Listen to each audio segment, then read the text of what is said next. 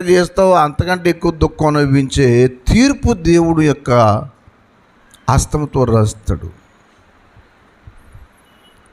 ఇది దేవుని యొక్క శాసనం, మనుషులు చేసేది కాదు. మనుషులు చెప్తే దేవుడు చేసే విషయం కాదు. చూస్తాడు, చూసి ఏం చేస్తాడంటే, ఈ పిచ్చి పనులు చేసేవాళ్ళు అందరూ చూసుకోరు. పిచ్చోడా, నేను నీలాంటి పిచ్చోడు అనుకున్నావేంట్రా,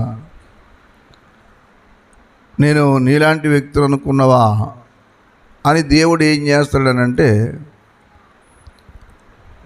ఒక శాసనాన్ని రాస్తాడు. మెనే మెనే టేకెల్ ఉపారిసిన్, మెనే మెనే టేకెల్ ఉపారిసిన్. వ్రాసెను శాసనము దేవుని చేతితో, వ్రాసెను శాసనము దేవుని చేతితో. దేవుని త్రాసులో నువ్వు తేలిపోదువో, దేవుని త్రాసులో నువ్వు తేలిపోదువో. మెనే మెనే టేకెల్ ఉపారిసిన్. గనుడవైనా అల్పుడవైనా, ఈ లోకమేలే అధిపతివైనా, గనుడవైనా అల్పుడవైనా, ఈ లోకమేలే క్రీస్తు న్యాయపీఠము ఎదుట మరి నీ గతి ఏమవుతుందో తెలుసుకో. క్రీస్తు న్యాయపీఠము ఎదుట మరి నీ గతి ఏమవుతుందో తెలుసుకో. మెనే మెనే టేకెల్ ఉపారిసిన్, మెనే మెనే టేకెల్ ఉపారిసిన్. వ్రాసెను శాసనం దేవుని చేతితో, వ్రాసెను శాసనం దేవుని చేతితో. దేవుని త్రాసులో పోదువో, దేవుని త్రాసులో నీవు తేలిపోదువో.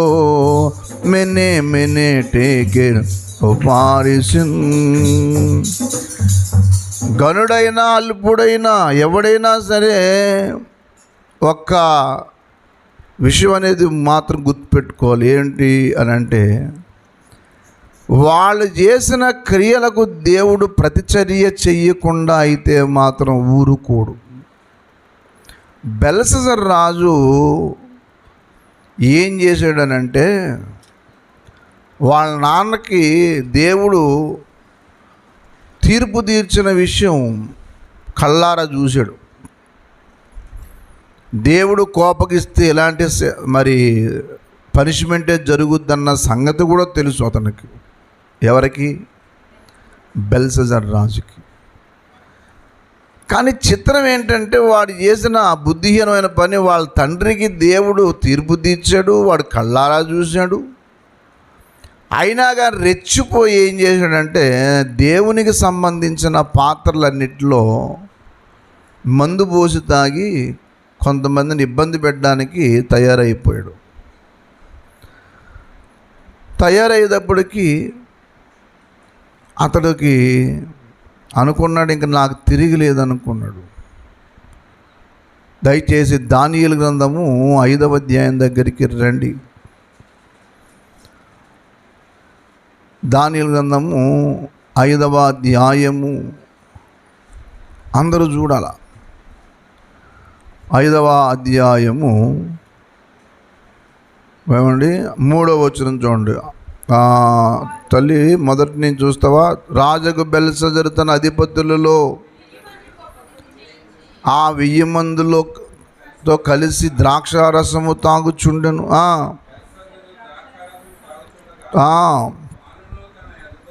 తన రాణులు తన ఉపపత్నులు వాటిలో ద్రాక్షరసం పోసి త్రాగున్నట్లు తన తండ్రియగు నెబుకద్నెజరు యెరూషలేములోని ఆలయములో నుండి తెచ్చిన వెండి బంగారు పాత్రలు తెమ్మని ఏం చేశాడు? అందుకు వారు యెరూషలేములో దేవుని నివాసముగు ఆలయము నుండి తీసుకున్న ఉపకరణములు తెచ్చి ఉంచగా, అధిపతులు అతని రాణులు అతని ఉపపత్నులు వాటిలో ద్రాక్షరసం పోసి ఏం చేశారు? వారు బంగారు, వెండి, ఇత్తడి, ఇనుము, కర్ర, రాయి అను వాటితో చేసిన దేవతలను స్తుతించుచు అది పెద్ద మందు పార్టీ పెట్టుకున్నారు. ఆడోళ్ళు మగోళ్ళు అందరూ మందు పార్టీ కట్టుకుని నీకు డ్యాన్సులు చేస్తే ఇంక మాకు తిరిగి లేదు, మాకు ఎవడు అడిగేవాళ్ళు లేడని చెప్పేసి నాట్యాలు చేస్తూ ఇంక హ్యాపీగా తాగుతున్నారు. సరిగ్గా అందరు ఇలాగా చేస్తూ ఇంకా ఎక్కడ లేని పట్టలేనంత మరి ఆనందం ఒక క్లబ్బులో తయారు చేశారు దాన్ని, కోటను. ఆల్ ఆఫ్ సడన్గా మనుషులు ఎవరు కనపట్లేదు కానీ ఒక హ్యాండ్ వచ్చింది. ఒక హ్యాండ్ వచ్చి అక్కడున్న దీపం వెలుగులో ఒక రాస్తూ ఉంటా, అది ఏమిటో ఆ భాషలకు అర్థం కాలేదు. ఏంటిది అని చెప్పి ఇంతమంది తాగుతున్న ఈ బెల్షస్సర్ రాజు పరిస్థితి ఏమైపోయిందో చూడండి. 6వ వచనం, అతని ముఖము 5 ఆ గడియలోనే మానవ హస్తపు వేళ్ళు కనబడి దీపము దగ్గర రాజు యొక్క నగరు గోడ పూత మీద ఏదో ఒక వ్రాత రాయుచుండెను. ఆ రాజు ఆ హస్తము రాయట చూడగా అతని ముఖం వికారమాయెను. అతడు మనస్సునందు ఆనందిస్తున్నాడు, ఆ మనసు మీద కూడా దెబ్బ. ఏ మనసుతో హ్యాపీ అనుకున్నాడో ముందు అక్కడి నుంచి స్టార్ట్ చేశాడు. అతని నడుము కీళ్ళు వదిలి అతని మోకాళ్ళు గడగడ వణుకుచు కొట్టుకునుచుండెను. కీళ్ళన్నీ వదిలేసాయి ఒక్కసారి. ఏం జరుగుతుందో ఎవరికి అర్థం కావట్లేదు. ఉన్నట్టుండి మనిషి ఒక్కసారి కుప్పకూలిపోయాడు, లేవుతుంటే లేవలేకపోతున్నాడు. ఏమయ్యా అంటే నా కీళ్ళు ఏం బంద్ చేయట్లేదు. ఏం జరిగింది అని అంటే ఏమో తెలియదు, అదేంటో రాత. అది 9వ వచనం, అందుకు రాజుకు బెల్షస్సరు మిగుల భయాక్రాంతుడై విస్మయముందునట్లుగా ముఖ వికారము గలవాడారు. ముఖ కవళికలు మారిపోయాయి, భయం పట్టుకుంది. ఏం జరుగుతుంది అసలు ఇక్కడ, నా పరిస్థితి ఏంటి ఇలా జరుగుతుంది అని చెప్పి ఉంటే ఈ లోపల వాళ్ళ అమ్మకు తెలిసింది. వాళ్ళ అమ్మ పిలిచి, నువ్వేమీ కలవరపడకు, నేను నువ్వు మనసులో కొంచెం స్థిమితంగా ఉండు అంటే. ఏం స్థిమితంగా ఉంటావు, నెమ్మది లేదు. 10వ మాట చూడండి, రాజునకు అధిపతులకు జరిగిన సంగతి రాణి తెలుసుకుని వచ్చి ఇట్లా నిన్ను నీ తలంపులు నిన్ను కలవరపరచనీయకుము అంటే ముందు ఆలోచనలు ఏమీ అర్థం కావట్లేదు, మనసులో కలవరం పట్టుకుంది. ఏ మనసులో ఆనందిస్తూ ఉన్నాడో అక్కడి నుంచి దేవుడు స్టార్ట్ చేసాడు, నెమ్మది లేకుండా పోయింది. మీకు తెలుసా, ఎదుటివాడికి ఇబ్బంది కలగజేద్దామని చేసిన వాడికి ముందు మనసులో నెమ్మది ఉండదు. ఏదో దిగులతో బతుకుతూ ఉంటాడు, ఏం జరుగుతుందో అర్థం కాదు. అలాగే జరిగినప్పటికీ వాళ్ళ అమ్మగారు వచ్చి, నీ తండ్రి కాలం నుంచి కూడా ఒక దైవజనుడు ఉన్నాడు అయ్యా కోటలో, అతడు దేవుని ఆత్మ కలిగిన వాడు, నీ తండ్రి కాలంలో అతడు దైవజ్ఞానం వంటి జ్ఞానం, బుద్ధి, తెలివి గలవాడు, మీ నాన్నకు అనుకున్నాడు, అతని పేరు దానియేలు అని చెప్పి చెప్పుకుంటూ వస్తే వెంటనే ఆ దానియేలు మరి పిలిపించాడు. అది ఏంటో రాత నాకు అర్థం కావట్లేదు, నేను లేవలేకపోతున్నాను, ఏంటి పరిస్థితి అంటే అప్పుడు దానియేలు స్టార్ట్ చేశాడు. 18వ మాట చూడండి, రాజా చిత్తగించుము, మహోన్నతులకు దేవుడు మహద్దశను, రాజ్యము, ప్రభావము, ఘనత నెబుకద్నెజరుకి ఇచ్చాను. దేవుడు అతనికి ఇట్టి మహర్దశ ఇచ్చినందున తాను ఎవరిని చంపగోరునో వారిని చంపెను, ఎవరిని శిక్షింపగోరునో వారిని రక్షింపగోరునో వారిని రక్షించను, ఎవరిని హెచ్చింపగోరునో వారిని ఏం చేశాడు, ఎవరిని పడవేయగోరున వాడు ఏం చేశాడు? సకల రాష్ట్రపు జనులు ఆయా భాషలు మాట్లాడే వారిని అతనికి భయపడుచు అతని ఎదుట వణుకుచు. మీ నాన్న ఏం చేసేవాడు తెలుసా? ఎవరికి నెమ్మది లేకుండా చేసేసాడు. అసలు ప్రశాంతంగా పరిపాలన చేయవలసిన వాడు వాళ్ళని వీళ్ళని ఇబ్బంది పెట్టడం మొదలెట్టాడు. మీ నాన్న చేసిన పని ఇది అని మరలా జ్ఞాపకం చేస్తున్నాడు ఈ పడిపోయినోడికి. అప్పుడు చెప్తూ ఇలా చేస్తూ ఉన్నాడు. మీ నాన్న ఏం చేయాలో అది చేయటం మానేసి ఇలా ఇబ్బంది పెట్టడం మొదలెట్టాడు.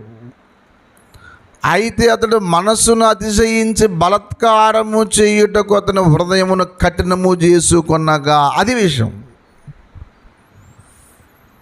అతడు ఏం చెప్పండి?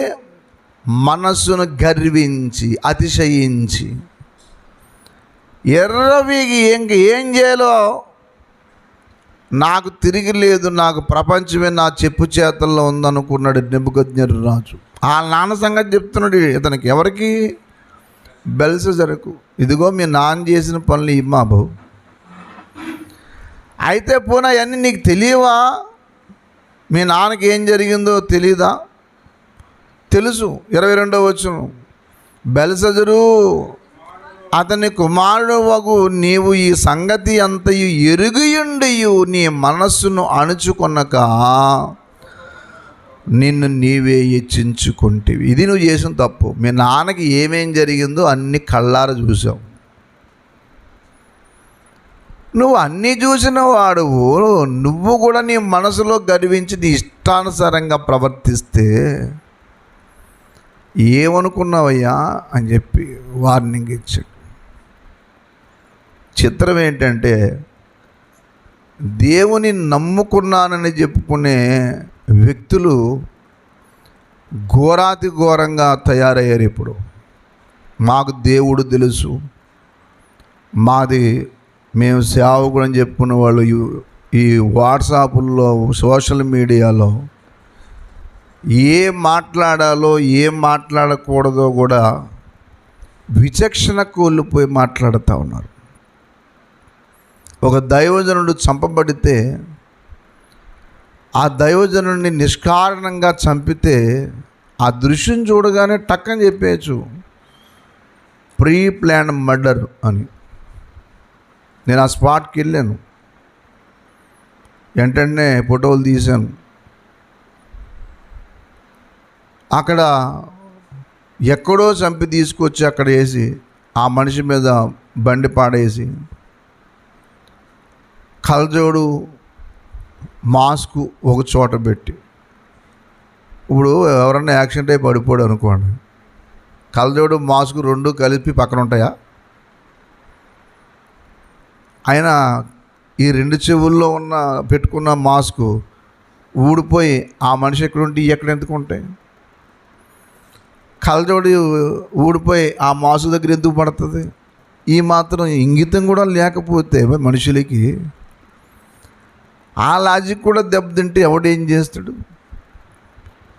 అందులో చిత్రం ఏంటంటే కొంతమంది పాస్టర్లని ఎదవలు కూడా మాట్లాడుతూ ఉన్నారు.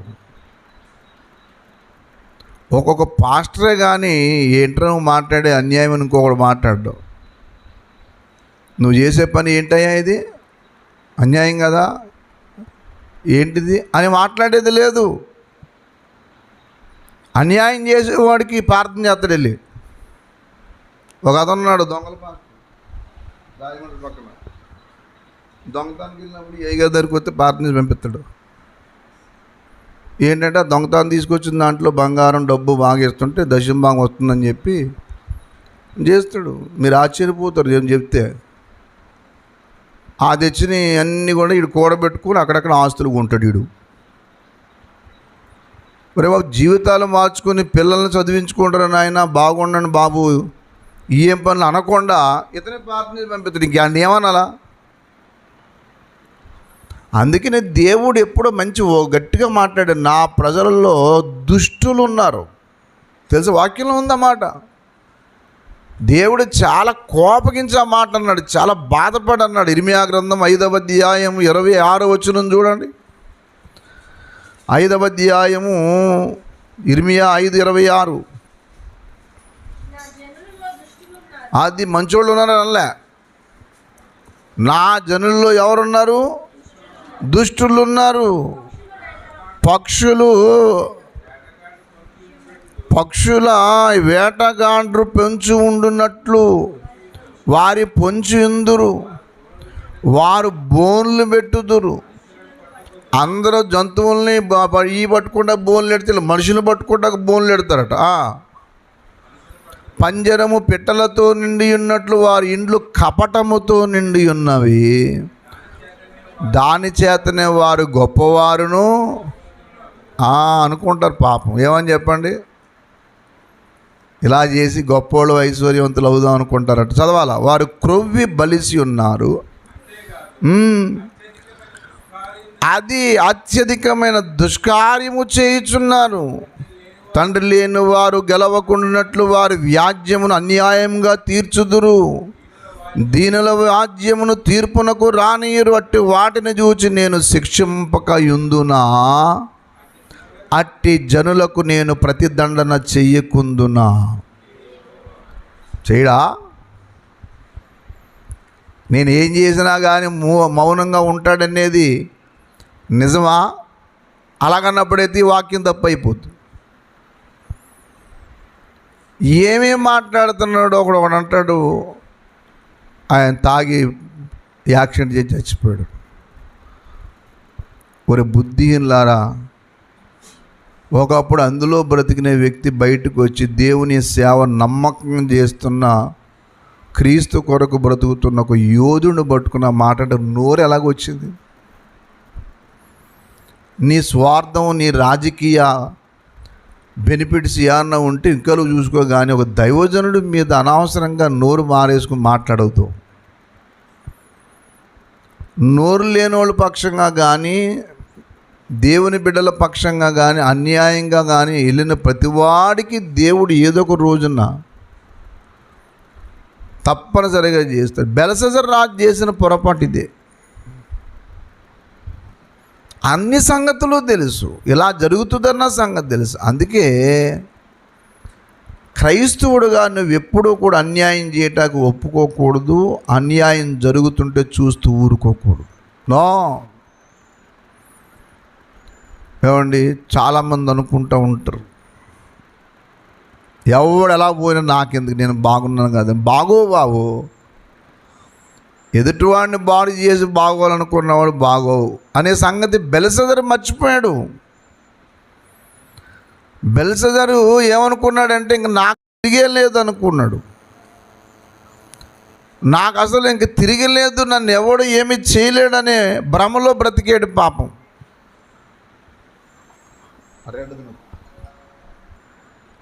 ఎవరికి తిరిగి లేదు, ఇంకా నన్ను ఏమీ చేయలేరు అనుకున్న పాపం. అప్పుడు చెప్పాడు, ఏమయ్యా నువ్వు ఈ సంగతులని తెలిసి నువ్వు మనసు అనుసుకోకుండా ఇష్టాసనంగా ప్రవర్తించేవేంటి అని చెప్పి దేవుడి మీద హెచ్చించుకున్నావు. పైగా సమస్తాన్ని చూస్తున్న దేవుణ్ణి వదిలేసి చూడని వాటన్నిటిని దేవుళ్ళని నమ్ముతావా?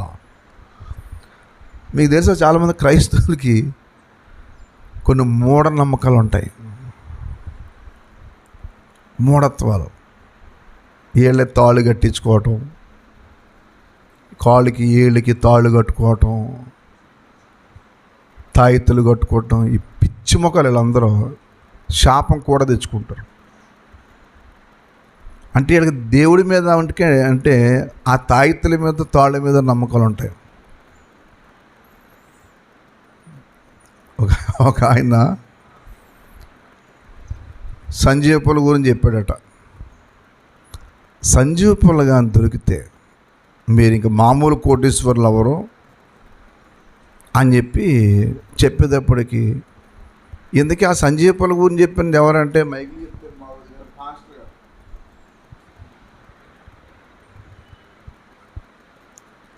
ఎవరికి చెప్పారు అనుకుంటున్నారు? పాస్టర్ గారు చెప్పారు. ఇప్పుడు వీళ్ళందరూ ఎక్కడికి తయారయ్యారంటే, ఎక్కడ ఆ పుల్ల దొరుకుద్దా అని చెప్పి ఏ అడవుల్లో ఎవరున్నారో వాళ్ళందరి దగ్గరికి వెళ్ళి మాకు ఆ పుల్ల కావాలంటే దాన్ని చూసినోడు ఎవడు అసలు? అసలు ఆ పుల్ల ఎలాగుంటుందో ఏం చూసి ఎలా తెలుసు అండి. అసలు ఆ పుల్ల తీసుకురావడానికి వెళ్ళి లక్ష్మణుడు చచ్చిపోతే మోర్చలు పడిపోతే ఆ పుల్ల తీసుకురాకి వెళ్ళిన ఆంజనేయులకి అది ఎక్కడ ఎలా ఉంటుందో తెలియక దాన్ని ఎత్తుకొచ్చాడు. దీన్ని ఏదేని ఆ కొండను ఎత్తుకొచ్చేసాడు. కొండను బుల్డోజర్లో తవ్వలేదు కదా, అంత కొండని ఈయన తవ్వడం దాన్ని అడగకండి. ఆ కథ అంతే, నేను నమ్మాలి అంతే. నువ్వు ఏదైనా చెప్తావు నమ్మాలి అంతే. జనాలకి ఏం చెప్తే అది నమ్మటమే. ఏ పిచ్చి అయితే ఆ పిచ్చి, ఏదైనా అది ఇంకంతే అంతే. ఇంకా కొంచెం ఆలస్యంగా రాలేకపోయారా, ఇంక ఎవరేం చెప్తే ఇంక అదే నమ్మేటమే అంతే. తప్పిస్తే దీనికి ఎంతవరకు వాస్తవము, దీనికి ఎంతవరకు సమంజసం ఎలా జరుగుద్దండి, అది ఎలా సాధ్యమండి అని చెప్పి. అవును, మరి వాళ్ళకి ఆ పుల్ల సంగతి అర్థం కాదు, మరి నీకేం అర్థమైంది నాకు చెప్పండి. దానికి ఇంకో కథ చెప్పారు. మళ్ళా దానికి ఏం కథ చెప్పారు తెలుసా? అది సంజీవ పుల్ల అయితే నీటిలో వేయగానేది ఏమవుద్దంటే పాము అవుతుంది. నీ మొహమేం కాదు, అది సంజీవ పుల్ల ఎలాగుందో ఇప్పుడు వచ్చి బాబు ఎవరికి తెలియదు నాయన. తెలియదు కాదు, ఊరికి కథల్లో రాసుకుని ఊహాజనితంగా రాసుకున్న దాన్ని ఊహించుకుని భ్రమల్లో తిరుగుతూ ఉన్నారు కొంతమంది. దేవుని మీద విశ్వాసం మానేసి చెత్త వాటన్నిటి మీద నమ్మకం పెట్టుకున్నవాడిని నీ ఏమనాలా? దేవుడిని అవమానించే వ్యక్తి అయితే కాదు నువ్వు. అంటే దేవుడు అంత త్వరగా ఏం చేయట్లేదు కాబట్టి ఆయన చేతకానుడా? మీరు ఎప్పుడు ఊహించకండి. నేను ఏం చేసినా, నేను ఏది మాట్లాడినా చెల్లిపోద్ది, నేను ఏం చేసినా నాకు ఏమీ తిరిగి ఉండదు అనే భ్రమలో ఎప్పుడు ఉండొద్దు. బెల్షజర్ రాజు అప్పుడు దాకా చాలా హ్యాపీగా గొంతులు వేసాడు, వితిన్ మినిట్స్లో కుప్పకూలిపోయాడు. నీ ప్రాణమును నీ సకల మార్గములు అన్నాడు. చూడండి దయచేసి 5:24-23 చాలా పెద్ద వచనం అది. బెల్షజరు, దానియేలు గ్రంథము 5వ అధ్యాయము 22. బెల్షజరు అతని కుమారుడకు నీవి సంగతి ఎంత ఎరిగియండి, నీ మనసును అణుచుకొనక నిన్ను నీవే హెచ్చించుకుంటివి. ఎట్లనగా నీవును నీ అధిపతులను నీ రాణులు నీ ఉపపత్నులు దేవుని ఆలయ సంబంధమగు ఉపకరణములలో ద్రాక్షారసము పోసి త్రాగవలనని వాటిని తెచ్చి ఉంచుకొని వాటితో త్రాగుచు గ్రహింపనైనను చేతగాని వెండి బంగారము ఇత్తడి ఇనుము కర్ర రాయి చేయబడిన వాటన్నిటికీ అసలు ఏం చేయలేవు, వాటికి స్తుతి చెల్లించవు. కానీ నీ ప్రాణమును ఏ దేవుని వశమును ఉన్నవో అది చిత్రం. అది ఒక ఆయన నా దగ్గరికి వచ్చాడు.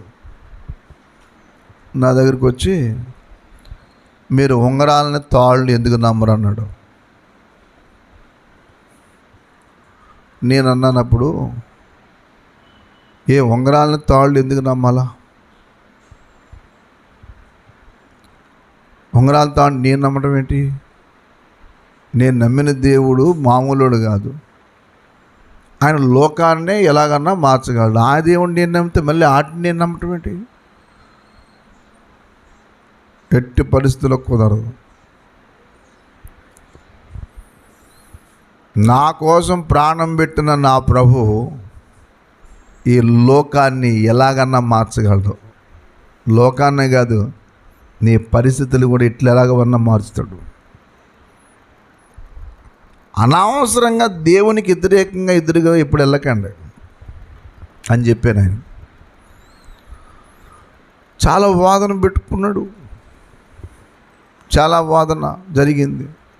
చెప్పాను, నాకు దేవుడి కంటే ఏది ఎక్కువ కాదు.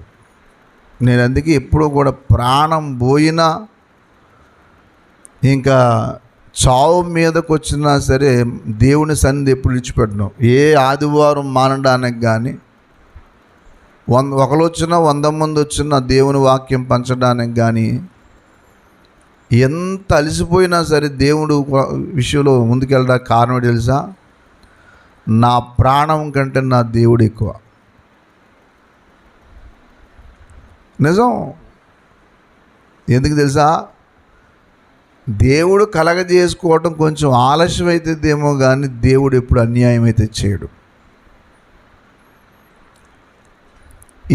ఈ విశ్వాసంలో ఎప్పుడు నిరాశ పడకండి. దేవా, నువ్వు ఏంటైనా కళ్ళు మూసి కూర్చున్నావు, ఏం జరుగుతున్నా మాట్లాడవేంటి తండ్రి, నాకేంటి ఎదిరించే కష్టాలన్నీ ఏంటినాయని బాధపడవచ్చు. కానీ నిరాశ పడకండి. బాధ ఎదురొచ్చినా దైవజనులో భక్తి జీవితంలో నిరాశ పడకండి. ఎందుకు తెలుసా? ఈ సర్వ సృష్టికర్త అయినా మొన్న ఎవరు అడుగుతూ ఉన్నారు, మీ పాప కొడుక్కి మీ మనవాడికి ఏమీ పెట్టలేదు ఏంటండి బాబు? ఒక బొట్టు లేదు, ఒక కాటిక లేదు, ఒక చొక్కా లేదు, ఏం పెట్టుకుని ఒట్టి కూరగాయలు అలా పెట్టారు. దిష్టి తగలదో, 4 పూసలు, 4 నల్లగాజులు అయ్యొద్దు అని అంటే నేను చెప్పాను, ఇచ్చింది దేవుడు. ఏదన్నా జరిగితే దేవుని చిత్త ప్రకారం జరుగుతుంది. నూనె రాసి ప్రార్థన చేయటం తప్ప రెండోది ఏం లేదు. ఈ చెత్త అంతా నమ్మి అంత పుట్టించిన దేవుడిని నమ్మకుండా ఉంటే అంత అవివేకం కాదు. నువ్వు తాడు నమ్ముతావు. తాడు రావటానికి ఏంటిది దాన్ని ఏమంటారు, దూదిని పుట్టించింది ఎవరు? నువ్వా మీ బాబా? చెప్పు. మడుగుదాం మళ్ళీ మాట. ఓ తాయిది కట్టుకుంటావు. తాయిది ఎంత కట్టుకుంటారు? తాడుతోనే కదా. ఆ తాడు తయారవటానికి ఏం కావాలా? దూది కావాలిగా. దూది పుట్టించింది ఎవరు? మీ తాత లేదా నువ్వా మీ బాబా? పిచ్చిమోహోడా, అవన్నీ చేసిన దేవుడు. నీకు చేసిన దీని మీద నమ్మకం ఉందా కానీ చేసిన దాని మీద నమ్మకం లేదు. అది విషయం. అన్నం వండింది అమ్మ, అన్నానికి దండం పెట్టుకుంటాం కాదు, అమ్మకి దండం పెట్టు, థ్యాంక్స్ అమ్మా అని చెప్పి దేవుని స్తుతించు. ప్రభువా, ఈ ధాన్యం పండించడానికి నువ్వు సహాయం చేసావు, ఇది నువ్వు ఇవ్వకపోతే నాకెలాగొస్తుంది? వర్షమే లేకపోతే పంట ఎలాగ పండుతుంది? నువ్వు సహాయం చేసావు, వందనాలు అని ముందు ఆహారం ముందుకు రాగానే ప్రభువుని స్తుతించుకో. దేవుడికి ఒళ్ళు మండిందంటే కరువు రప్పించి వర్షాన్ని ఆపేస్తాడు. దేవుణ్ణి తక్కువ అంచనా ఎప్పుడు వేయొద్దు. ఎన్ని జరిగినా కానీ దేవుని పట్ల ఎట్లా ఉండాలంటే, ఆకాశం కిందకు వచ్చి ఈ భూమి పైకి వెళ్ళినా దేవుడు మారడు. నీకే పనికిమాలిన నమ్మకాలన్నీ మనకే ఉంటాయి. నీకే లేనిపోయిన కోపాలన్నీ ఉంటాయి. మొన్న ఏదో ప్రార్థనలో ఏదో జరిగింది. ప్రార్థనలో జరిగితే అన్నం తినకుండా వెళ్ళిపోతున్నారు కొంతమంది. నాకు కొంతమంది కోపం రాగానే ఏం చేస్తారంటే చచ్చి మానేసి, లేకపోతే అన్నం మానేసి ఏది చేస్తుంటారు. ఏంటి ఆ కోపం వచ్చి చచ్చి మానేసి అన్నం మానేసి ఏంటి నువ్వు సాధించేది? ఆయన ప్రభువు నమ్ముకున్న వ్యక్తిగా నీకు ఏంటి అంత కోపం? ఆయన అన్నం తినకుండా ఇంటికి వెళ్తాం ఏంటి అని చెప్పి. అయినా ఒక వ్యక్తి దేవుని కొరకు జీవించే వ్యక్తి తగ్గించుకోవాలనే విషయం కూడా తెలియదా? అంటే దేవుడి కంటే గొప్పవాళ్ళు అన్నమాట మనం.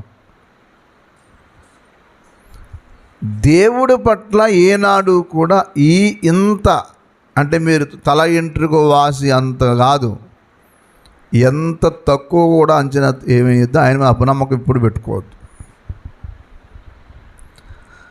నీళ్లను రసముగా మార్చినవాడు, నీటి మీద నడచినవాడు, నీళ్లను రసముగా మార్చినవాడు, నీటి మీద నడచినవాడు, 5 రొట్టెలు 2 చేపలు 5,000కు పంచినవాడు, అద్భుత దేవుడు, ఆలోచనకర్త, ఆ యేసే మా దేవుడు, ఆశ్చర్యకరుడు, ఆశ్చర్యకరుడు. నీళ్లనే ద్రాక్షారసం చేసినవాడు, నీటి మీదనే నడిచినవాడు, పరిస్థితులన్నీ మార్చగలవాడు, ఆయన మీద ఎందుకు అనుమానం? ఈ బెల్షస్సర్ రాజు చేసిన పొరపాటు ఇదే. ఏమనుకున్నాడంటే, నాకు ఈ దేవతలు ఉన్నాయి, దేవుళ్ళు ఉన్నారు, అది ఉంది ఇది ఉందని చెప్పి అనుకున్నాడు. ఆ రాజ్యంలోనే ఉన్నాడు దానియేలు అనే భక్తుడు, మామూలుడు కాదు.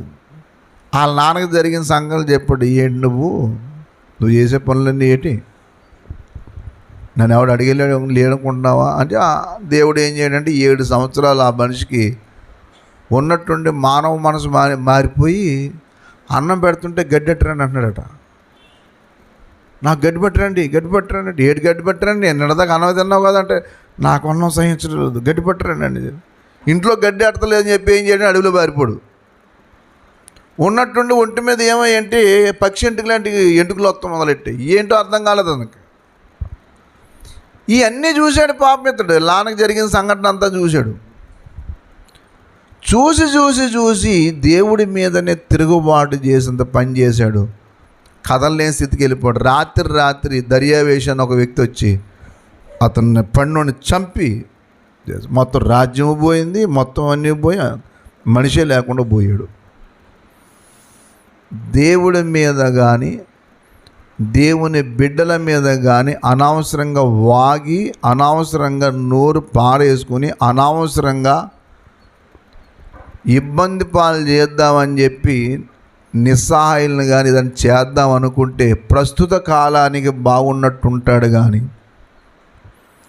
తర్వాత అతడి జీవితంలో ఎవడు తేరుకోలేనంత పనిష్మెంట్ లేదా శిక్ష అనిపించే రోజు వస్తుంది. అది ఏ ఉదాహరణ. అందుకే ఆ మాట చెప్పాడు, దేవుడే తీర్పు తీర్చను. అది అక్కడి నుంచి స్టార్ట్ చేశాను. ఏం చేయను, దేవుడు ఏం చేస్తాడు చెప్పండి, అది తీర్పు విధిస్తాడండి, తీర్పు ప్రకటిస్తాడు ఆయన. దేవుడు ఏమి చేయగలనండి అనుకోవచ్చు, దేవుడు ప్రతి దానికి తీర్పు విధించే రోజు ఒకటి ఉన్నది. దయచేసి యెషయా గ్రంథము మొదటి అధ్యాయము అందరూ చూడండి. 12వ వచనం, 2వ అధ్యాయం యెషయా గ్రంథము 2వ అధ్యాయం 12వ వచనం చూడండి, లేదా 11, 12 చూడండి. దయచేసి యెషయా గ్రంథము 2వ అధ్యాయము 11, 12 వచనాలు. నరుల అహంకార దృష్టి తగ్గింపబడును, మనుషుల గర్వము అణగద్రొక్కబడును, ఘనత వహించును. అహంకారతిశయము గల ప్రతిదానికిని, ఔన్నత్యము గల ప్రతిదానికి విమర్శించి దినమొకటి సైన్యములకు అధిపతి యెహోవా నియమించి ఉన్నాడు, అవి అనగద్రొక్కబడును. ఒకరోజు 17వ వచనం, అప్పుడు నరుల అహంకారము, మనుషుల గర్వము, అది 18వ వచనం, ఆది 22వ వచనం, తన నాసికారంధ్రముల్లో ప్రాణము కలిగిన నరుని వారిని ఏ విషయంలో నీకు చేయవచ్చు? ఏం చేస్తావు? చంపుతావు, అంతేనా? ఇంతకు మించి ఏమైనా చేస్తావా? చాలాసార్లు అనుకుంటూ ఉంటారు, దేవుడు ఎప్పుడు కూడా ఏ రోజున కూడా చూస్తూ మౌనంగా ఉంటారని చెప్పి నీతిమంతుడు బాధపడుతున్నప్పుడు ఏమి నిరాశపడవద్దు. దేవుడు ఇలా వదిలేసాడన్న. దుష్టులు గర్వించి నన్ను ఎవడు అడ్డుకోలేడు, నా సంగతి మీకు తెలియదు. ఒక అతను నన్ను అన్నాడు, నేనంటే ఏంటి తెలుసా నీకు అన్నాడు. నేను అన్నాను, తెలియదు సార్, తెలుసుకోవాల్సిన పని కూడా లేదన్నాను. అన్నాడు. ఏంటి మీ గురించి తెలుసుకోవాల్సిన నాకు అవసరం ఏంటి? నువ్వు ఎంత గొప్పవన్నా కావచ్చు, నా దేవుడు ముందు నువ్వు చాలా చిన్నవాడు కాదు, అసలు లేనట్టే. ఏంటి నీకు ఆ ధైర్యం అన్నాడు. నాకున్న ధైర్యం ఆస్తులు కాదు, అంతస్తులు కాదు, దేవుడు. దేవుని చేతుల్లో పడటం బహు భయంకరం అన్నాడు వాక్యంలో. జీవం గల దేవుని చేతుల్లో పడటం బహు భయంకరం. మనిషి చేతుల్లో పడితే ఇప్పుడొకప్పుడు ఇదవుద్ది. దేవుడికి విరుద్ధంగా లేచి ఎవడు కూడా తట్టుకోవడం కష్టం. చాలామంది దేవుణ్ణి ఏమనుకుంటారంటే అదొక పిచ్చితనం, మూఢత్వం అనుకుంటూ ఉంటారు. ఇప్పుడు అమాయకుడా, దేవుడు పిచ్చితనం, మూఢత్వం కాదు. దేవుడనే ఒక వ్యక్తి ఉన్నాడు. ఆయన మహాబలాఢ్యుడు. ఆయన మామూలు బలాఢ్యుడు కాదు. ఇంతవరకు రాజ్యాలే కూలిపోయాయి. దేవుడు అవకాశం ఇస్తున్నాడు కాబట్టి కొంతమంది ఏమనుకుంటున్నారంటే రెచ్చిపోయి ఏదో సాధిద్దాం అనుకుంటారు. ఏం సాధిస్తామని. జోసెఫ్ స్టాలిన్ అని ఆయన రష్యా నియంత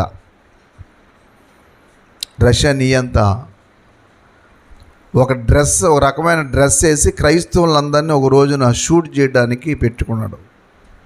లైన్ నిలబెట్టి అందరికి తుపాకులు ఇచ్చి కాల్చండు. జూన్ 9వ తారీఖున కాల్చాల. వాళ్ళందరినీ షూట్ చేసి చంపుతాడు. ఇంతకీ ఏంటంటే క్రైస్తవులు అయ్యారని. క్రైస్తవులు అవ్వకూడదు. ఈ క్రైస్తవ్యం అనేది మన దేశంలో ఉండకూడదు. చాలామంది ఇప్పుడు అదే కదా, క్రైస్తవం మంచిది కాదు. ఎందుకు చిత్రం ఏంటంటే అక్కడున్న సమాజంలోనే అక్కడున్న ప్రజలకి నిప్పెడుతున్నారు, చిచ్చు పెడుతున్నారు. అక్కడున్న వాళ్ళు దెబ్బలాడుకుంటున్నారు. ఇంతకీ బయటోడు ఎవడో వచ్చి అక్కడ అదే సమాజంలో అదే వర్గంలో ఉన్న వాళ్ళు వాళ్ళ మధ్యన గొడవలు పెడుతున్నారు. ఇది ఈ పిచ్చిమం కూడా అర్థం చేసుకోలేకపోతున్నారు. ఇదేంటి, మేము ఎంతకాలం కలిసి ఉన్నాము, ఇప్పుడు మా మధ్యన ఎలాంటి గొడవలు పెడుతున్నారు ఏంటి, అసలు మీరు ఎవరు ఏంటి అని అడగకుండా ఏం చేస్తారంటే మీ మతం చాలా చెడ్డది, మా మతం చాలా గొప్పది. మతాన్ని చూసుకుంటున్నాడే తప్పిస్తే మనిషిని మాత్రం పట్టించుకుంటలేదు. ఆ మత వ్యవహారం ఏమైందంటే ఆఖరికి మనుషుల మధ్యన భేదాభిప్రాయం తీసుకొచ్చింది. ఆఖరి రాజకీయ నాయకుల్లో కూడా ఈ మాట మాట్లాడితే సమాజంలో ఏ రాంగ్ మెసేజ్ వెళ్తుంది అనుకుంటలేదు. మనం హిందువులు ఈ క్రైస్తవులు అనేవాళ్ళు దేశానికి చీడ పురుగులు అని. మరి ఈ క్రైస్తవులందరూ కూడా వేరే దేశస్తులా ఏంటి? యేసయ్యను నమ్మిన వాళ్ళందరూ కూడా వేరే దేశంలో చూసి కూర్చున్నారా?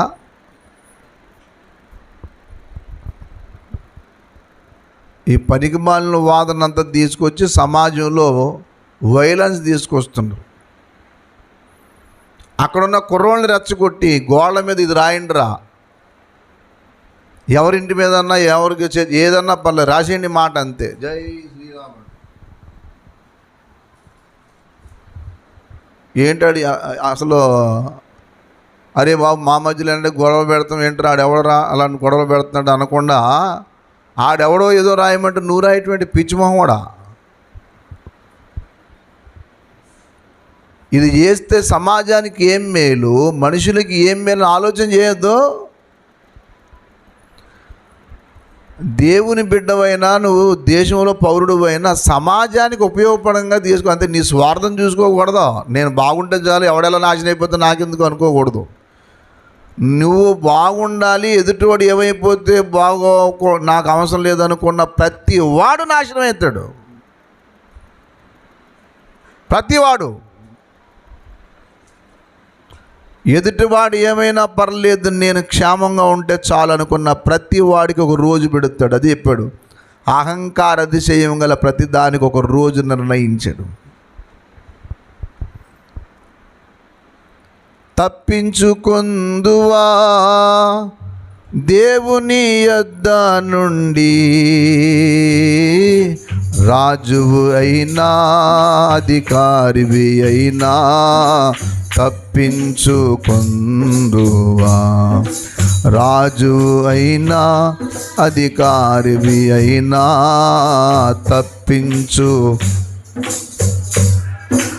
తప్పించుకొందువా.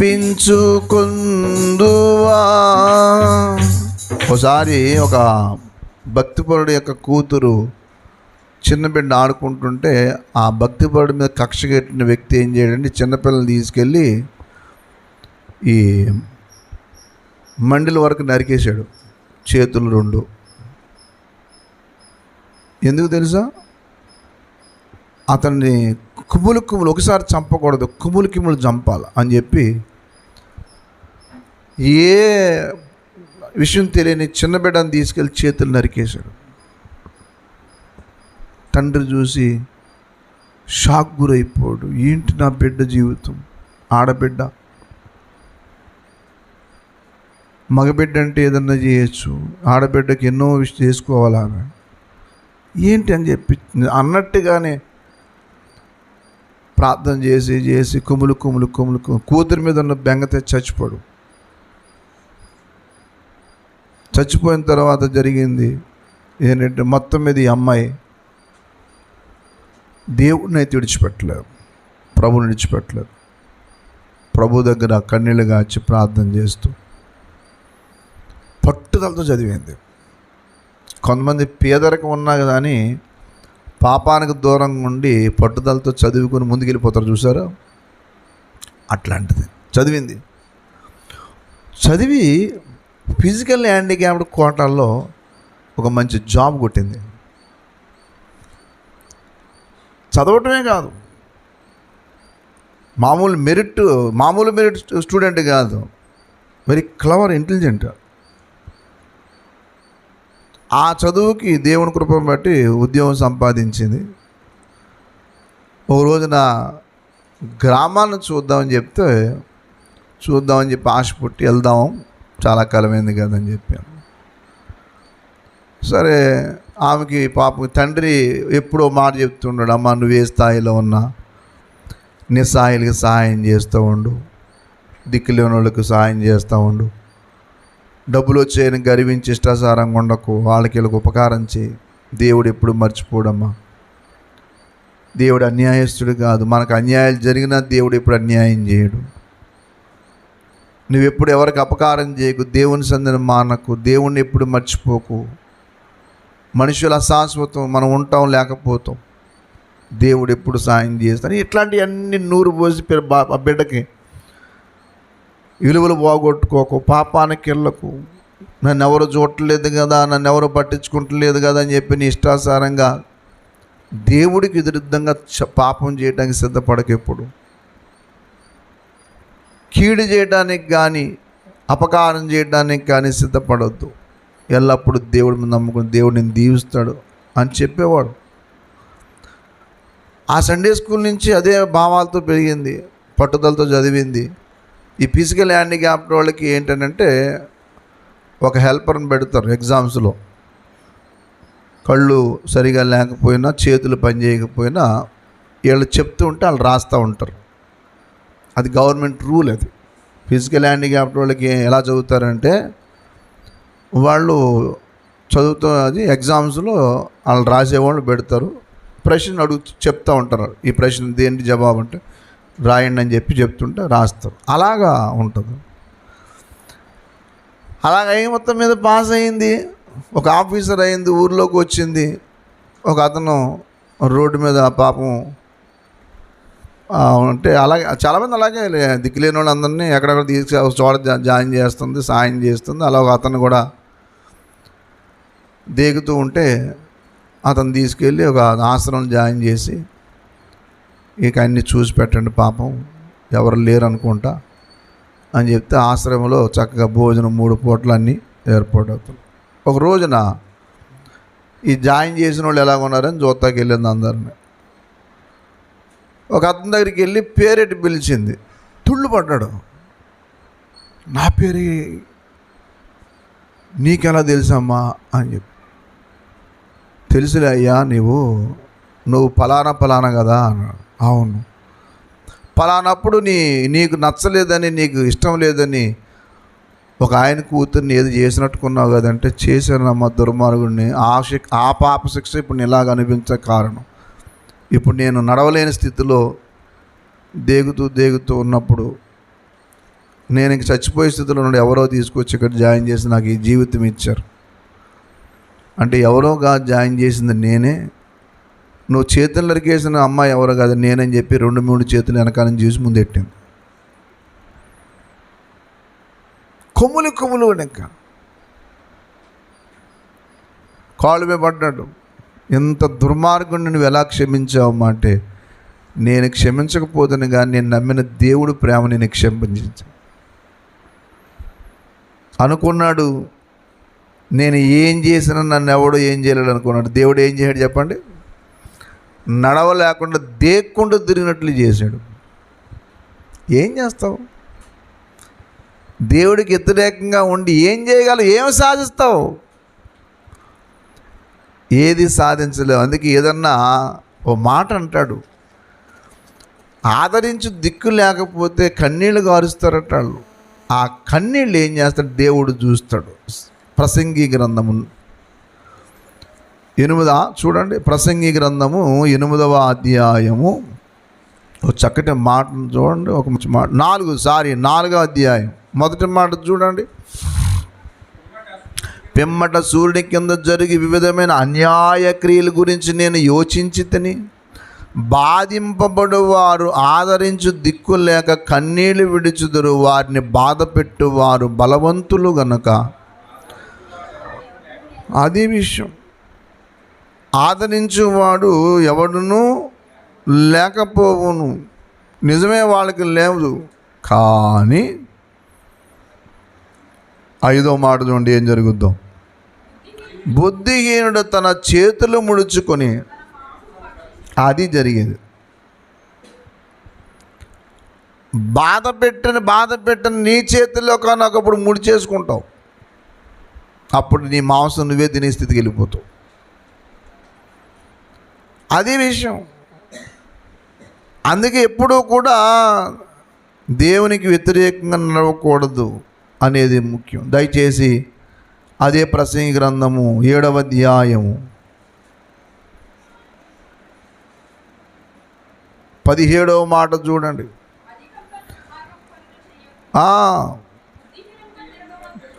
నీ కాలమునకు ముందుగా నీ వేళ చస్తావు. టైం రాకముందే టపీలమంటావు. అది విషయం. ఏదో సాధిందాం అనుకున్నాడు పాపం. రాజ్యాలు లేని రాజ్యాధిపతులు ఏదో అనుకున్నారు కానీ ఏమీ సాధించలేవు. అందుకే నేను ఒకే మాట చెప్తున్నా, దేవుడే తీర్పు తీర్చువాడు. తీర్పు మనుషులు బాగా వినండి. దేవుడు తీర్పు మనుషుల మీద తీరుస్తాడు, ప్రకృతి మీద తీరుస్తాడు. 2 విషయాలు గుర్తుపెట్టుకోండి. మనుషులకు బుద్ధి నేర్పాలనుకున్నప్పుడు దేవుడు చేసే పని ఏంటంటే మనుషుల మీద తీర్పు విధిస్తాడు. అట్ ద సేమ్ టైం ప్రకృతి మీద తీర్పు విధిస్తాడు. ఏ ప్రకృతి మీద ఆధారపడి మనిషి బ్రతుకుతాడో ఆ ప్రకృతిని మనిషికి వ్యతిరేకంగా చేస్తాడు. అనగా ఏ పరిస్థితుల్లో కూడా తేరుకోలేని స్థితుల్లోకి వెళ్ళిపోతారు వీళ్ళు. ప్రకృతి కూడా సహకరించదు. వీళ్ళకి ఏమవుద్దంటే ప్రకృతి కూడా యాంటీ అయిపోతుంది. హేబెలు చంపడానికి కయ్యను కత్తి తీసి చంపినప్పుడు అనుకున్నాడు, నా తమ్ముడిని చంపేస్తే దరిద్రం పోద్ది, నాకు ఇంకా ఫ్రీడమ్, అతని పొలాన్ని కూడా నేనే తీసుకుని పండించుకోవచ్చు, ఏంటంటే ఆయన చంపేస్తే ఎవడు నన్ను అడిగేది, మా నాన్న మా అమ్మ అయితే నన్ను ఏం చేయలేరు, నా బాణం ముందు వాళ్ళ పని చేయరు అని చెప్పి చంపేసి ఉన్నప్పుడు దేవుడు అడిగాడు, కయ్యను నీ తమ్ముడు ఏడి అని. నా తమ్ముడికి ఏమైనా కాపలావన్నా అని దేవుడికి వ్యతిరేకంగా సమాధానం చెప్పాడు. అవునా, నిర్దోషి రక్తాన్ని చిందించడానికి భయపడకుండా నువ్వు భూమి మీద చిందించేసావా? నీ చేతుల్లో నుండి నీ తమ్ముని రక్తమును స్వీకరించడానికి నోరు తెరిచిన ఈ భూమి, ఏ భూమి కోసం అయితే నువ్వు ఆశపడ్డావో ఆ భూమి నీకు యాంటీ అయిపోద్ది. రక్తం చిందించడానికి నువ్వు తెగించావు చూసావా, ఆ భూమి మీద ఉండకుండా నువ్వు శపించబడ్డావు. చూడండి, ఆదికాండం 4వ అధ్యాయం.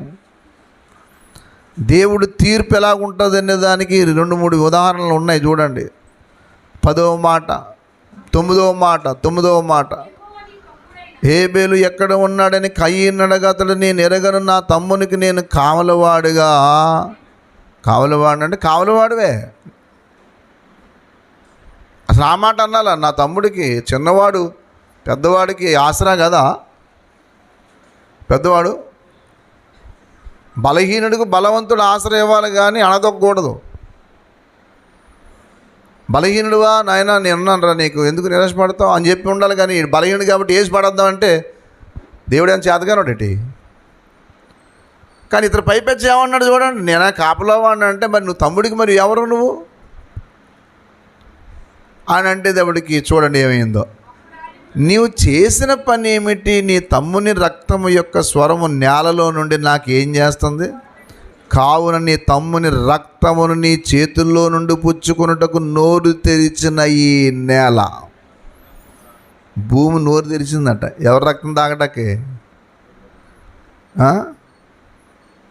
ఎవరు రక్తం తాగటాకే? హేబేలు రక్తం తాగడానికి. ఎందుకంటే ఈ రక్తం, ఈ భూమి నేను ఆక్రమిందాం అనుకుని ప్లాన్ చేశాడు అయ్యగారు. 2 సంఘటనలు చెప్తాను వినండి బాగా. ఏ నేల కోసమైతే ఆశపడ్డావో బాబు, ఆ నేల నీకు సారం ఇవ్వదు నాయన. ఎందుకు తెలుసా? రక్తం చిందించిన నేల, రక్తం చిందించిన చేతులు 2 శపించబడతాయి.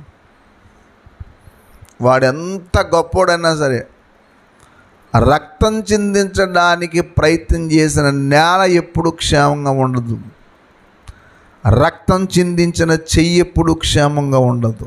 అదే చెప్పాడు అక్కడ. నువ్వు సేద్యం చేద్దాం అనుకుంటావు కానీ ఆయన ఆ నేల నీకు పంట ఇవ్వదు బాబు. కారణం ఏంటి తెలుసా? ఆ నేల మీద నువ్వు రక్తం చిందించు. అది తప్పు. 12వ మాట, నీవు నేలను సేద్యపరుచున్నప్పుడు అది నీ సారము నీక మీదట నీకు ఇయ్యదు. నీవు భూమి మీద దిగులు పడుచు దేశ దిమ్మరువై. అందుకే ఏంటి తెలుసా? దేశ దిమ్మరైన మాట ఎందుకు వచ్చింది తెలుసా? ఇక్కడ భూమి సరిగ్గా లేదు కాబట్టి ఇంకో చోటకి వెళ్దాం అనుకుంటా, అక్కడ సరిగ్గా ఉండదు. అక్కడ నుంచి ఇంకో చోట, అక్కడ నుంచి చాలా. అందుకే చాలా దేశ దిమ్మర్లో తిరుగుతాడు రా అంటుంటా. అంటే అర్థం ఏంటంటే ఎక్కడ వాడికి ప్రశాంతత ఉండదు, ఎక్కడ సారం ఉండదు వాడికి. దేవుడు ఏమీ చూస్తూ ఊరుకోలేదు. 2వ సంఘటన ఉంది బైబిల్లో.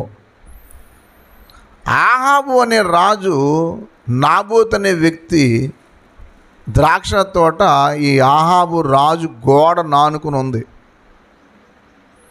నగరికి చేర్చుంది. నాబోతు వాళ్ళ తల్లిదండ్రులు ఇచ్చిన పొలం అది. చక్కగా పండించుకుంటున్నాడు. ఈ ఆహాబు అనే రాజుకి దాని మీద కొన్నడింది. కన్నుబడి ఏం చేశాడనంటే, నేను వేరే చోట పొలం ఇస్తాను, నాకు ఈ ద్రాక్ష తోట ఇచ్చి ఆ ద్రాక్ష తోట తీసేసి కూరగాయల తోట వేసుకుంటాను అన్నాడు. ఎవడన్నా ద్రాక్ష తోట ఉంచుకున్నాడు కూరగాయల తోట వేసుకుంటాడా? అంటే ఏమీ లేదు, ఎలాగన్నా సరే ఆక్రమించేద్దామని. సరే మొత్తం మీద నాకు కుదరదున్నా, మా పిత్రార్జితం ఇది, నేను ఇవ్వను అంటే ఇంటికి వచ్చి ఆ మహాబని వాడు ఏంటంటే ఏ చిన్నది జరిగినా కానీ ఇంటికి వెళ్ళి మంచం మీద పడుకుని మూతంతా ముడిచిపెట్టుకుని అందరిని కూడా పడుకుంటాడు. మళ్ళీ అలా ఆవిడ వచ్చి అడుగుతుంది, ఏమై ఎలా ఉన్నావంటే, నేను ఆవును పొలం అడిగాను, పొలం అడుగుతున్నాడు అని చెప్తూ చిన్నపిల్లలు ఏడుతున్నాడు మంచం మీద. ఏమంటే నేను చేసుకుంటా లేకు అన్నవాడు ఇదే కదా, నేనున్నాను కదా, అనే ఈ యెజబెలు తగుదనమ్మని ప్రతిదానికి తయారైపోయి వెళ్ళేటప్పటికి ఆఖరికి యెజబెల్ ప్లాన్ చేసి ఆ నాబోతు పొలం మాకు కావాలి, ఏం చేస్తారో తెలియదు అని చెప్పి ఇద్దరు అబద్ధ సాక్షుల్ని ఏర్పాటు చేసి రాజును దూషిస్తున్నప్పుడు మేము చూసాం అని ఒక పనికి మాలిన వారు అని ఉంది అక్కడ.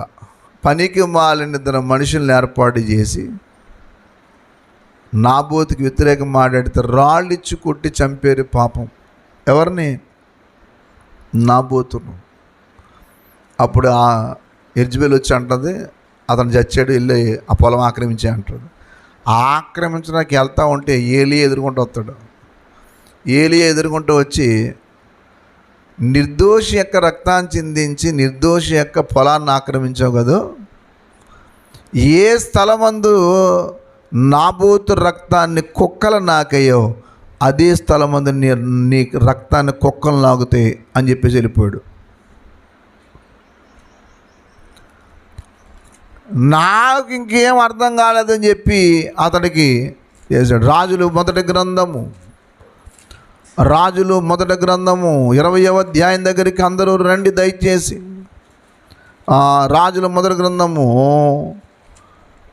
దయచేసి అందరూ చూడండి. ఒక మంచి మాట ఉంది అక్కడ, మీరు ఆ మాట చదివితే ఈ ఆహాబు రాజు చేసిన పని ఒకటి ఉంది. దయచేసి 21వ అధ్యాయం, 20వ అధ్యాయం కాదు, 21వ అధ్యాయం 13వ వచనం చూడండి.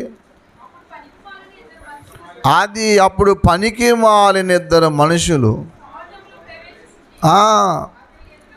నాబోతు దేవునిని రాజుని దూషించనని జనుల సమక్షం నాబోతు మీద పట్టణపు బయటకు అతను తీసుకుని రాళ్లతో చావగొట్టి నాబోతు రాతి దెబ్బల చేత మరణం ఆయనని వారు యెజబెలునకు వర్తమానం పంపగా, రాతి దెబ్బల చేత మరణం ఆయనని యెజబెలు విని, నాబోతు సజీవుడు గాడు, అతడు చనిపోయిన గనుక నువ్వు లేచి యెజ్రాయేలీయుడైన నాబోతు క్రయమునకు ఇవ్వన వలనని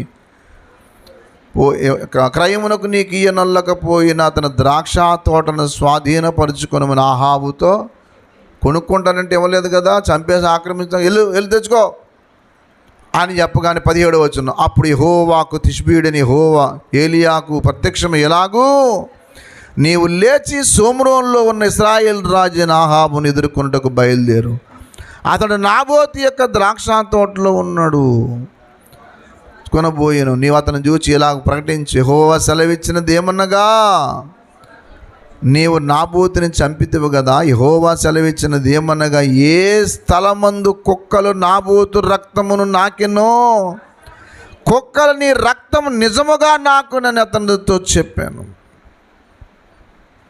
దేవుడే తీర్పు తీర్చువాడు. నీతిమంతుడిని చంపి నిర్దోషిగా ఉండటం ఎవడికి సాధ్యం బాబు? అనుకున్నాడు పాపం, అతని పక్షంగా ఎవడు యుద్ధం చేసిన వాడు లేడు, పొలం అంతా నాదే అనుకున్నాడు. దైవ తీర్పుకి ఎప్పుడు గురవద్దు అనడానికి ఎన్నో ఉదాహరణలు ఉన్నాయి. నాకు ఎందుకు బాధ వచ్చిందంటే, ఒక నీతిమంతుడిని చంపితే లోకమంతా ఏం మాట్లాడాలా, ఏంటి అన్యాయం, ఏంటి దేశం మీద ఈ శాపం. ఎందుకు తెలుసా? వాక్యంలో మాట ఉంది తెలుసా, నరహంతకులున్న పట్టణమునకు శ్రమ. నరహత్య చేసే దేశంగా ఒక దేశం తయారైందంటే ఆ దేశము పతనావస్థకి వెళ్ళడానికి కారణమని దేవుడు హెచ్చరించాడు. చాలామందికి ఏమీ తెలియకుండానే వాళ్ళ స్వార్థం కోసం ఇష్టం వచ్చినట్టు జీవిస్తూ ఉంటారు. మళ్ళాంటి వాళ్ళు ఎవరన్నా దైవజనుడు, బాబు ఈ బ్రతుకు మంచిది కాదు నాయన అంటే కోపం వాళ్ళ మీద. ఎందుకు కోపం తెలుసా? చెప్పుకుంటూ వాక్యం చెప్పగలరు కానీ ఇలాంటివి ఏంటి అంటే, ఏ వాక్యం చెప్పుకోవాలి మరి? అంటే నువ్వు తప్పులు చేస్తూ కూర్చుంటే నోరు మూసి కూర్చోవాలా? ఒక దైవ సేవకుడు ఉన్న లూప్ హోల్స్ అన్నీ బయట పెట్టి, ఇది మీ దగ్గర జరిగింది, స్త్రీలను నడురోను పెట్టుకుని పిల్లలకు పాలిచ్చే అవకాశం లేకుండా భ్రష్టులు కొడవలతో కోసి జాకెట్లు వేసుకుంటే కొడవలతో కోశారు. తెలుసా పోనీ ఈ చట్టం? ఆడవాళ్ళు ఎవరు జాకెట్లు వేసి తిరగకూడదు. జాకెట్ తీసి బయటికి కనబడేలాగా తిరగాల, మేము చూడాలా, మేము అనిపించాలనుకున్న ప్రతి స్థితి మా దగ్గర రావాలా. ఒక క్రైస్తవుడు పూనుకుని ఏటి దౌర్జన్యం, స్త్రీల మీద ఏటి అగాత్యం, ఏటి సమాజ కట్టడి, ఎవడు చెప్పాడు మీకు ఇది? ఎంతోమంది స్త్రీలు అప్పటికే చేశారు. అందుకే కర్ణాటకలో ఒక స్టోరీ కూడా ఉంది. ఒక ఆమె ఏదో పేరుంది, ఆమె సుగాలి ఏదో మొత్తం మీద అదే పేరుంది. ఆమె ఆఖరికి తెగించి మీకు కావాల్సింది ఇదే కాదని చెప్పి చేత్తో పట్టుకుని ఆమె కొడవలతో కోసిచ్చింది. క్రూరత్వం, మనుషుల్లో క్రూర స్వభావంతో బ్రతుకుతున్నారు. దేశము ప్రజలకు యోగక్షేమాలు చూసుకోవాలి కానీ ఒక వ్యక్తిని ఇబ్బంది పెట్టి ఇంకొక రీతిగా బ్రతకాలని ఆశించడం అది ఏంటది తత్వం? ఆ చట్టం ఏంటని? ఏం చేద్దామని దేశాన్ని, సమాజాన్ని ఏం చేద్దామని? ఇంకో సంగతి తెలుసా మీకు? మీరు అన్యదా భావించకండి. మా కులం మా కులం మా కులం అంటారు. ఆ కులంలో ఉన్నవాళ్ళు ఆ కులం వాళ్ళని నాశనం చేస్తారు. కనీసం కులాభిమానం కూడా ఉండదు. మా కులమోడే కాదా, ఇలాంటి దారుణమైన పరిస్థితి మేము చేయొచ్చు అనుకోడు. అతడి మతం వేరు, ఇతని మతం వేరు కాబట్టి ఏదన్నా చేయొచ్చు. కనీసం మనందరం ఐక్యత కలిగి ఒక స్థానంలో ఉందాం. మన కులస్తులు మనం అన్యాయం చేసుకోవటం ఏంటి అనేది లేదు ఇప్పుడు. కొంచెం గట్టిగా ఏదన్నా చెప్పి అన్యాయాలు అక్రమాలు ఖండిస్తే ఆ వ్యక్తి చెడ్డోడు, అక్రమాలు అన్యాయం ఖండించిన వాడు చెడ్డోడు. అలాంటి వ్యక్తులను చంపుతారన్నమాట. ఏడు చంపి సాధించింది నువ్వు? చూడండి, యెహెజ్కేలు గ్రంథం 24వ అధ్యాయం 6వ మాట చూడండి. యెహెజ్కేలు గ్రంథము 24, 6, 9, 2 కూడా చూడండి.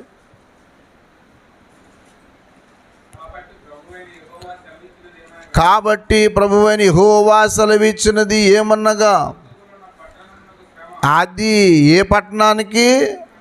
నరహంతకులున్న పట్టణమునకు శ్రమ, మడ్డిగల కుండ మానకుండా.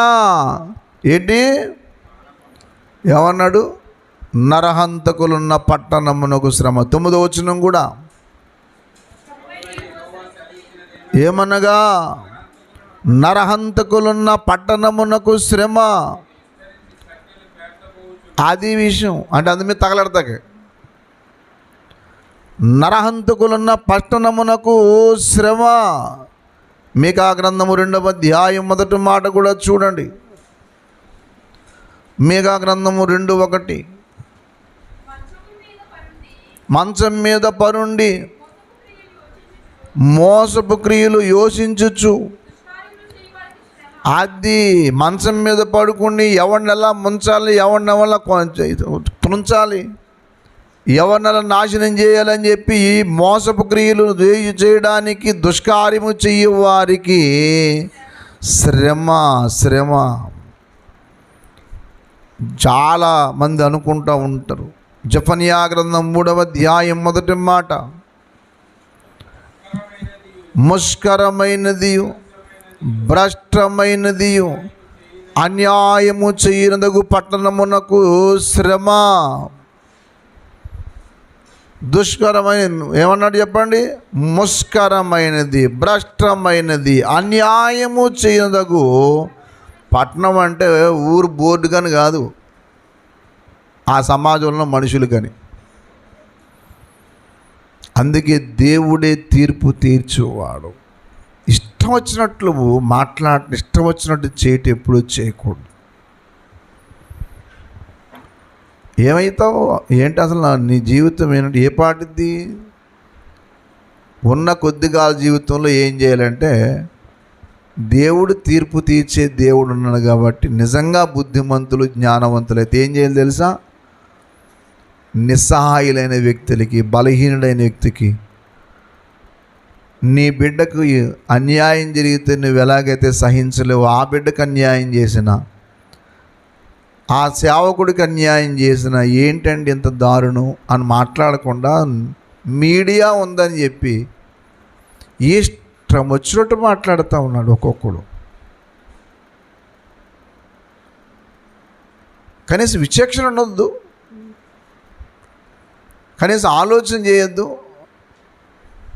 ఆ టీవీ నైన్ ఏబిఎన్ అందులో ఎవరో మూర్తి గారట మహానుభావుడు నోరు వేసుకుని అడుగుతాడు, నాకు డీజీపీ ఇచ్చాడు ఈ వీడియో. ఎవడిచ్చాడు నీకు అసలు? ఆయన ఏమన్నా నేను ఎవరికి ఏమలేదంటే నోరు వేసుకుని ఎదుటివాడిని వాదించడానికి చేస్తాడు. నీకు అడ్డంగా నోరు ఉందని చెప్పేసి గట్టిగా మాట్లాడటం నేర్చుకోవద్దు. కొంతమందికి నోరుతోనూ జనాంగంతో నెగ్గుదామనేసి ప్రయత్నం చేస్తారు ఇలాంటి వాళ్ళే. నోరు అడిపోద్దు ఒక రోజున, అప్పుడు ఏం చేస్తా, మాట్లాడకూడదు, ఏముండదు, మంచిగా ఆడతకూడదు అంటుంటావు. ఇంకదే బతుకు. ఒక నీతివంతుల గురించి ఏం మాట్లాడుతున్నారో అర్థం కాదు. కాబట్టి దేవుని బిడ్డలారా, చివరి మాట చెప్తున్నాను. భక్తి జీవితంలో విశ్వాసులైన మీరు ఎప్పుడు కూడా నిరాశపడకండి. మా పక్షంగా మాట్లాడి యుద్ధం చేసేవాళ్ళు ఎవరు ఉంటారయ్యా? వాళ్ళ ప్రభుత్వాన్ని మేనేజ్ చేస్తారు, ఇన్ని చేస్తారు, ఇన్ని చేసి ఏదైనా చేస్తారు అని అనుకున్న నీతి న్యాయం ఎరిగిన దేవుడు ఉన్నాడు. మనం చేయవలసిన పని ఒకటే, ఆదరించు దిక్కులు లేక కన్నీళ్లు గారుస్తాడనే మాటను చూసి అంటే ప్రార్థన చేస్తారని అర్థం. ప్రార్థన చేయండి చాలు. ప్రార్థన చేస్తే దేవుడు తీర్పు విధించి ఎప్పుడు నీకు ఏం చేయాలో, ఏ సహాయం చేయాలో దేవుడికి బాగా తెలుసు. ఈ లోకం అంతా అశాశ్వతం అండి. లోకం ఏముంది లోకంలో? ఎన్నాళ్ళు నీవు జీవించిన గాని ఏమున్నది లోకములో, ఇన్నాళ్ళు నీవు చేసిన క్రియలన్నిటికీ తీర్పున్నది పైలోకములో. ఎన్నాళ్ళు నీవు జీవించిన గాని ఏమున్నది ఈ లోకములో, ఇన్నాళ్ళు నీవు చేసిన క్రియలన్నిటికీ తీర్పున్నది కములో. తీర్పు దినమునందున ఆయన ముందు నీవు నిలచే ధైర్యము నీకుందా? తీర్పు దినమునందున ఆయన ముందు నీ నిలచే ధైర్యము నీకుందా? నిలచే ధైర్యము నీకుందా? మార్పు చెందవా నీవు, మార్పు చెందవా, నీ మనస్సును మార్చుకోవా. అనుకూల సమయం ఇది నని ఎరిగి మారు మనసును. ఓపుకుందని తాగుతావు, ఓపుకుందని ఇష్టానుసారంగా భార్య బలహీన ఏమో నన్ను ఏం చేస్తుందని చెప్పి తాగిదంతావు. ఎదుటివాడు బలహీనుడు కదా అని చెప్పేసి ఏదైనా చేస్తావు. ఈ క్రైస్తవుల పక్షంగా ఎవడు మాట్లాడేవాళ్ళు ఇది ప్రభుత్వం మాది అని చెప్పేసి ప్రభుత్వంలో ఉన్నవాళ్ళు అధికారం ఉపయోగించి ఏదన్నా చేస్తే ప్రయత్నం చేస్తారు. కానీ నువ్వు చేసిన దోషానికి శిక్ష విధించే రోజు ఒకటి దేవుడు తీర్పు దినం కూడా పెట్టాడు. అందుకే ఓపుకుందని చెప్పి ఇష్టానుసారంగా జీవించొద్దు. దేవునికి ఇచ్చిన బలాన్ని, ధనాన్ని, సమయాన్ని నీ ఇష్టానుసారంగా వాడటానికి నేర్చుకుంటే రేపొద్దు నువ్వే తిప్పలు పడతావు. నిన్ను అసలు లేవనెత్తేవాడు ఎవడున్నాడో.